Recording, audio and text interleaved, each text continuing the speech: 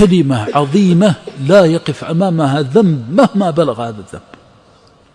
عقيدة تجعلها في قلبك وفي نفسك أن أستغفر الله ليست بالهينة. وعزتي وجلالي، ويقول الشيطان ما زال أغويهم ما دامت أرواحهم في أجسادهم، وقال وعزتي وجلالي لأغفرن لهم ما استغفروني. أستغفر الله ليست بالهينة. أستغفر الله لو قالها العبد صادقا تمحو عنه الشرك الأكبر، الشرك الذي ليس بعده ذنب. إذا قال أستغفر الله فإن الله يغفر، إن الله يغفر الذنوب جميعا. أين الخلل؟ الخلل أن الإنسان يقول أستغفر الله وهو لا يدري ما معنى أستغفر الله.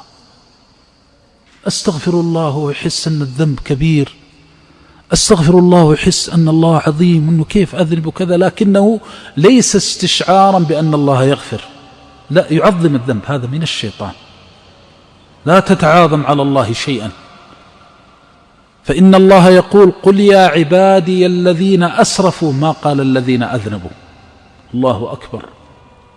أسرفوا على أنفسهم لا تقنطوا من رحمة الله، إن الله، من قال هذا هو أصدق القائلين، ومن قال هذا هو أرحم الراحمين، ومن قال هذا هو خير الغافرين سبحانه وتعالى.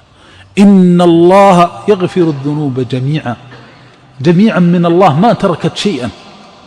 كلمة أستغفر الله كلمة عظيمة تنهد بها ذنوب العمر كله. لو أن عبدا عاش حياته كلها في صغره وكبره وشبابه ومشيبه وهو يتعفر ويتمرغ في معاصي الله وحدود الله وكبائر الذنوب، ثم وقف في آخر عمره صادقا قبل أن يغرر فقال صادقا من قلبه أستغفر الله من تلك الذنوب كلها، لغفرها الله ولم يبالي، ولعاد كيوم ولدته أمه، لأن الله وعده بالمغفرة. هذا ما نشك فيه، هذه عقيدة ينبغي أن تكون في القلب، لكن بالتوحيد الخالص، أن تعتقد كرم الله، لأنه لما وصف نفسه بالرحمة رحمته وسعت كل شيء، ومما وسعته الذنوب المذنبين مسيئين. عبد مسرف مذنب خطاء يأتي ابن 90 سنة